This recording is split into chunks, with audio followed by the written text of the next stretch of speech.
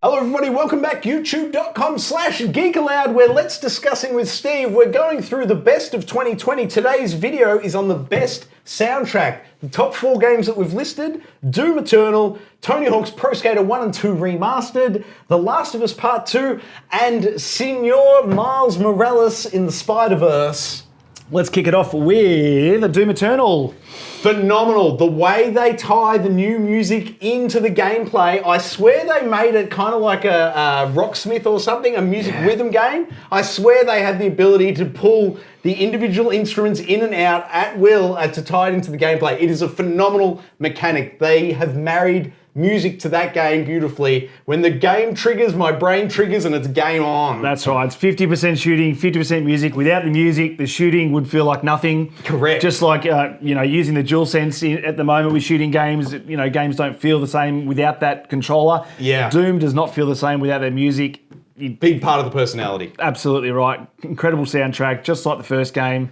Gets you pumped.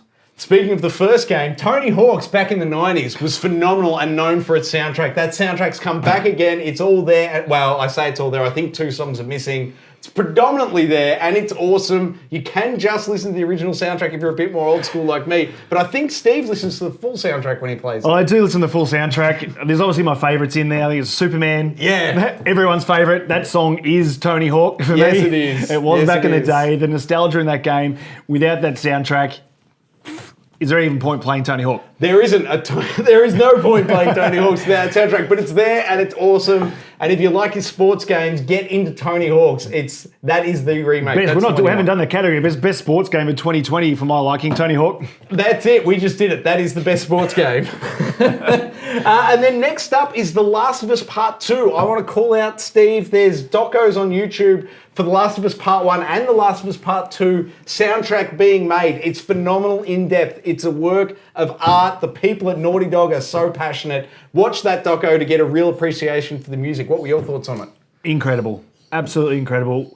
The songs that they permeate throughout that actual game, just the way they weave in and out of the narrative, it just adds a lot more gravity to the relationships between Joel and Ellie.